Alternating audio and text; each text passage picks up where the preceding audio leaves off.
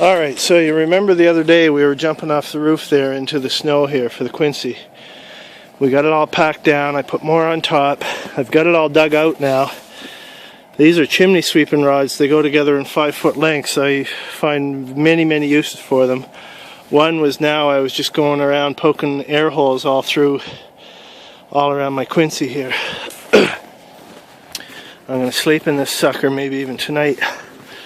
So you can see I got it dug out here.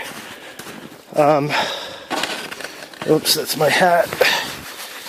Now, one important difference between if you're making a Quinzee, if you're just making a snow fort for the kids, you want it dug out right to the ground, just because that provides more room. You can see this. I've got 1 foot to 1.5 foot shelf here. It's hard to see it from this angle, but we'll go inside and have a look at it. And the reason why you want the shelf in a Quinzee for sleeping in is that heat rises. So one, there's a lot less volume of space here for bodies to heat up. So there's more body to free space ratio or whatever. Also, heat rises. Ideally, if you have that shelf on the inside above the top of this door, which it's not on this one, but if you did have it up there, you would actually, most of the heat would stay in. As this stands here, I'm going to have to cover it over so that heat won't come flowing out and up this way. What I did to dig this out was I started digging right on the ground. It's a lot easier. I dug it out right on the ground until I got about halfway in, or a little bit more than halfway in. Once I get in that far way back there, I started pulling the material out and throwing it here on the floor to build the shelf. Oh, there's my gloves. So let's go in here. We'll have a look at that shelf and some other features. So you can see there's actually quite a bit of light coming through here.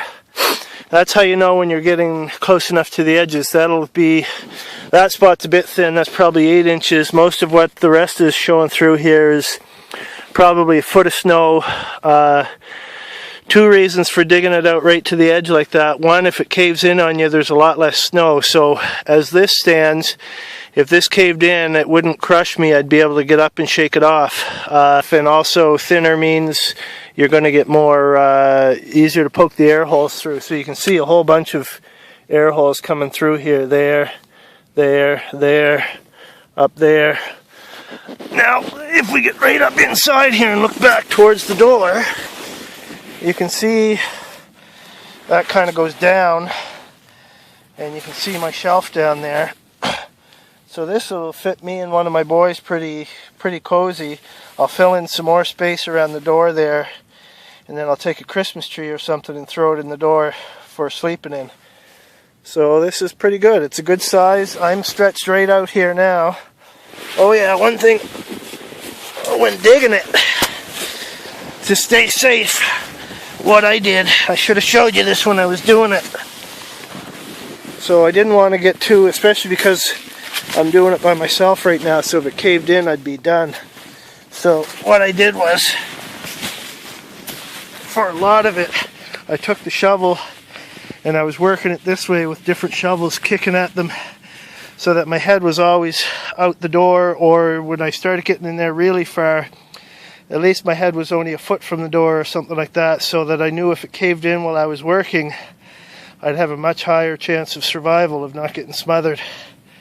So that's my Quinzee. I got to dig out my winter sleeping bag and see what I can conjure up for another winter sleeping bag, because I only have one winter bag for the boys. Maybe I'll do it one night myself first and we'll see how it goes.